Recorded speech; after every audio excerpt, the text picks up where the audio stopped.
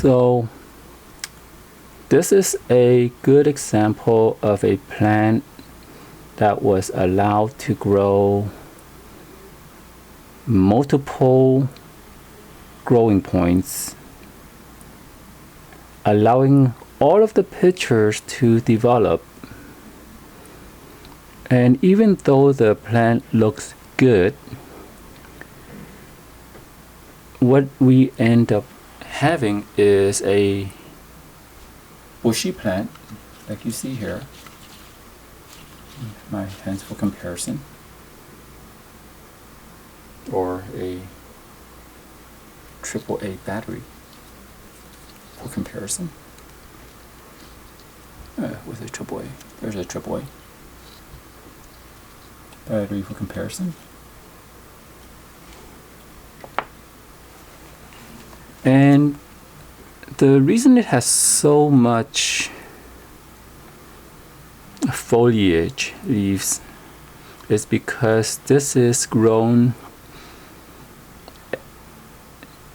at the outskirts of the fluorescent lights.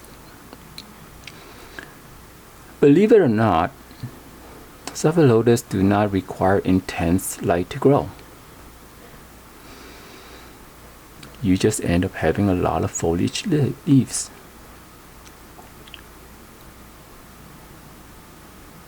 So there is a lot more work to be done here. I do not see any mildews, which is nice. So let's begin. First, inspecting the foliage leaves, I do see ones that are yellow. And what I would do is, this one is yellow. I would trace it down to the bottom. Unfortunately, I don't have those really nice, cool cameras that can reach down to the crevices. Let me see if I can get an additional light source that can bring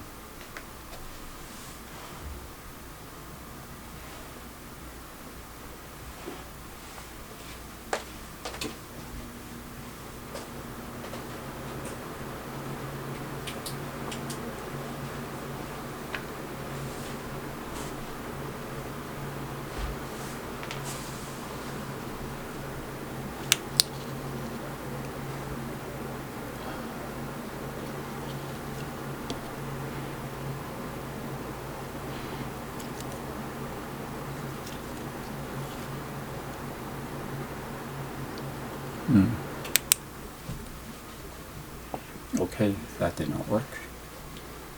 So what I would do is follow this leaf all the way down to the bottom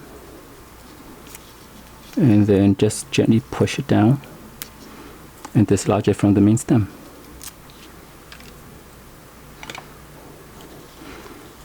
So that's one leaf. At this time, I'm not worried about removing pictures that are in the way.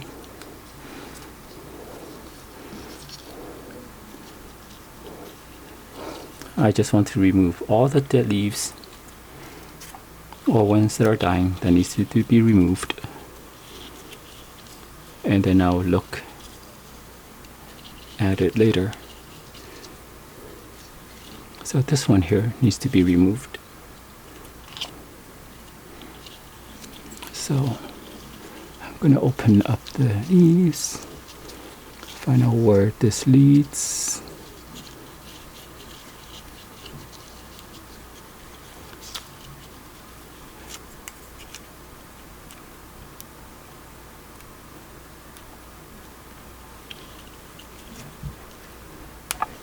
There we go.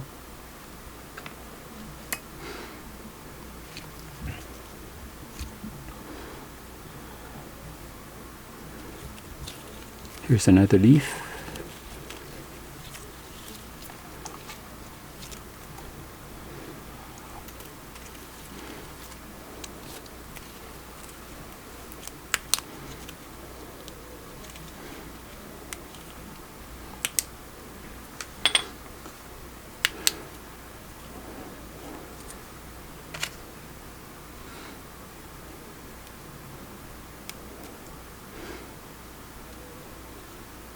Now, because I am videotaping this, I'm not able to get my face deep into the plant, and I have to use a additional light source. But while I'm here, I do see this one leaf that is all curled up. Not sure if the camera can pick this up, but I'm shining my light on it. And I'm going to remove it.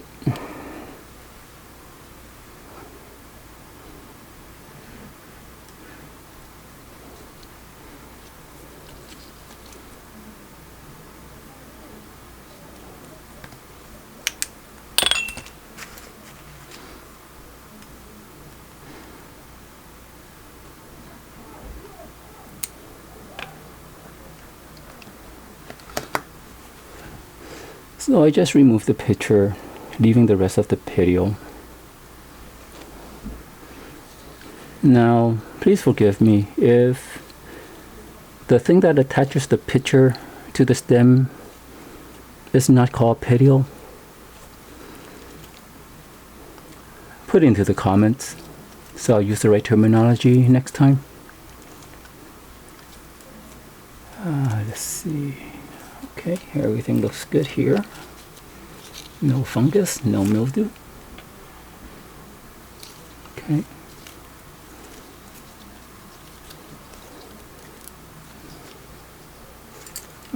There's the leaf here that needs to be removed. Most of the time, it's very easy to remove the leaves because they just pop off. And here's an unwanted leaf picture. Here's another little picture that's developing right here. That's going to be overcrowded. I'm shining a light on it right now. Do you see that little picture right there? I'm going to remove that.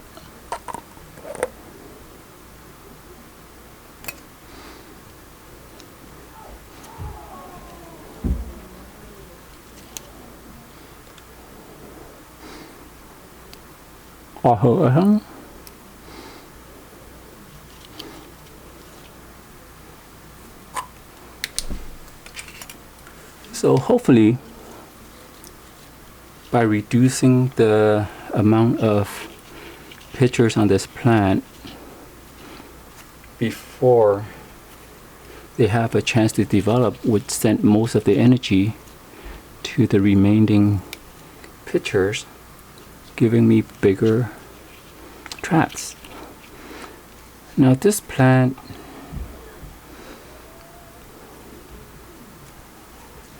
has been going around the net and been around for a while. Is referred to as the Bubble Giant. And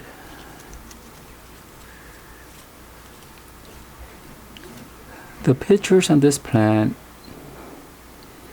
are usually 2.5 to 3 inch in length. But because of the overcrowding and the multitude of pictures that were allowed to develop, what you end up with is a bunch of little pictures on the plant. So here, instead of removing this picture, I just move it to a better growing situation, as you can see over here, and it will develop.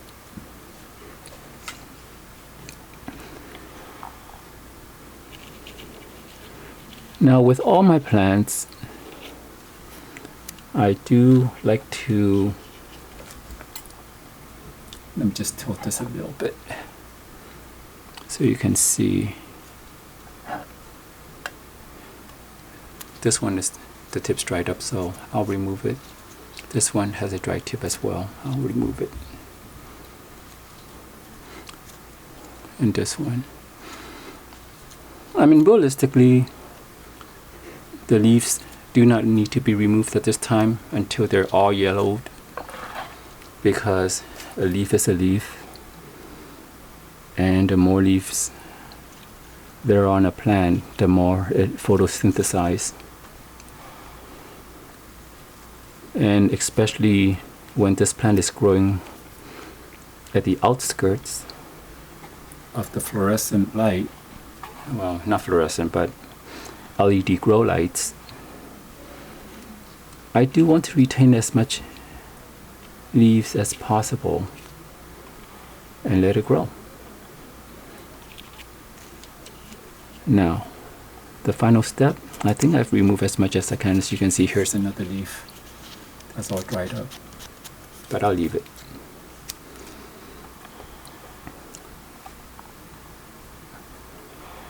I'm gonna put maybe a drop or two in a few of the pitchers to feed it with the nutrient solution with a pipette.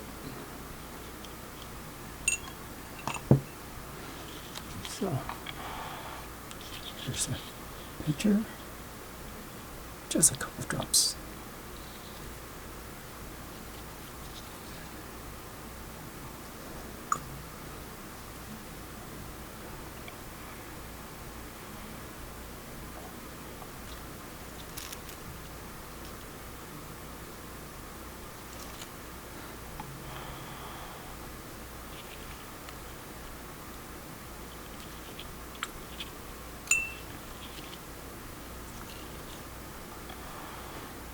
Now, unfortunately, with so many pictures, it's hard to remember which ones I fed.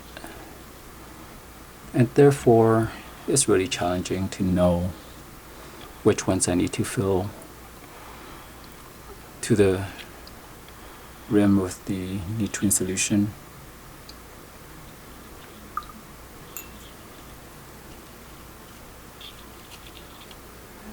But then again, that's the benefit of having a plant with so many pitchers.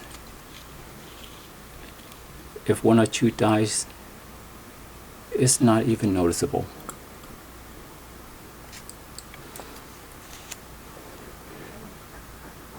This one looks, let me see, well, here, this is a leaf. It looks like it has a little bit of a disease, not mildew. So I'll remove it. Again, tracing it back to the base,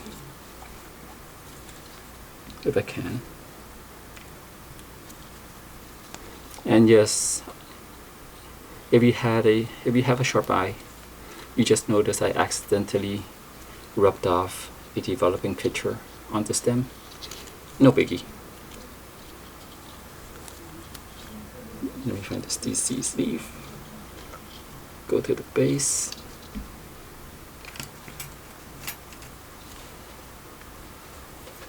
Just this nifty little tool.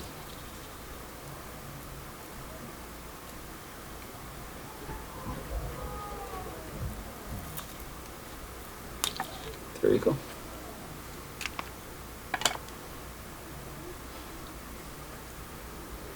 Alright, so I think that's as much work I want to do on this plant this week.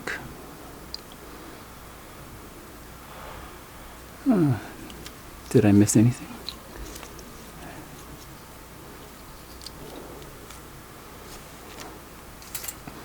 I don't see a whole lot of pictures I need to remove.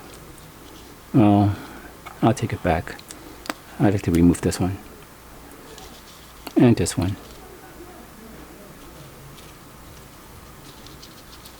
And this one down here.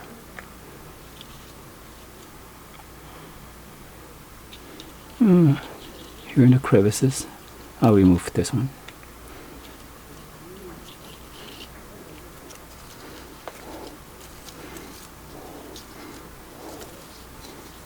Oh, and you see, there's this little one right here.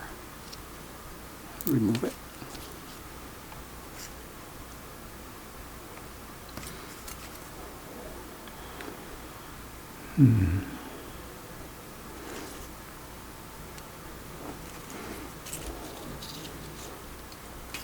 Oh, looks like I have a few more here to remove so they don't overcrowd.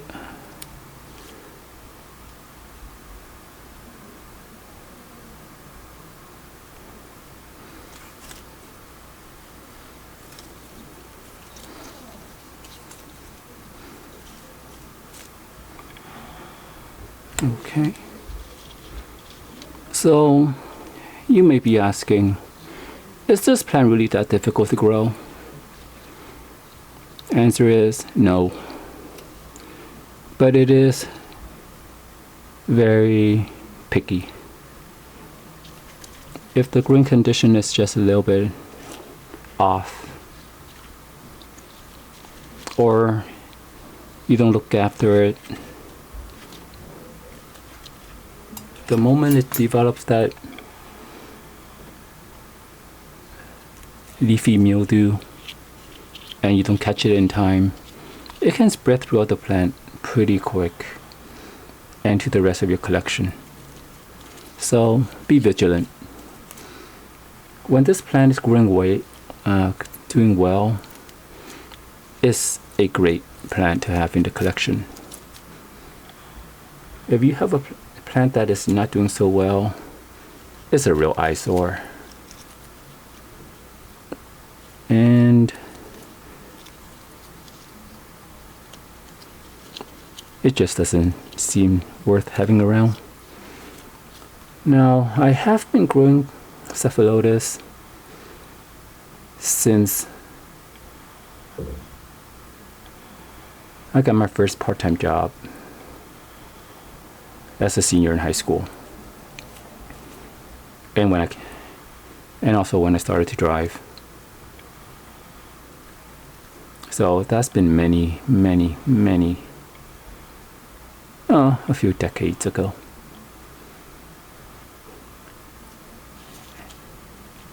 Oh, here's a leaf I think I need to remove. It's kind of wanky. Okay, so I'll remove it. Trace it back to the source if I can find it.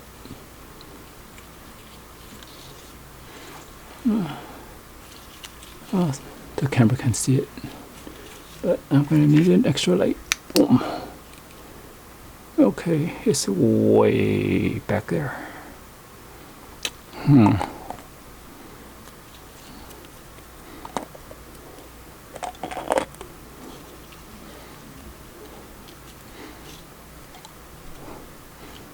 Not sure if I can get to the base.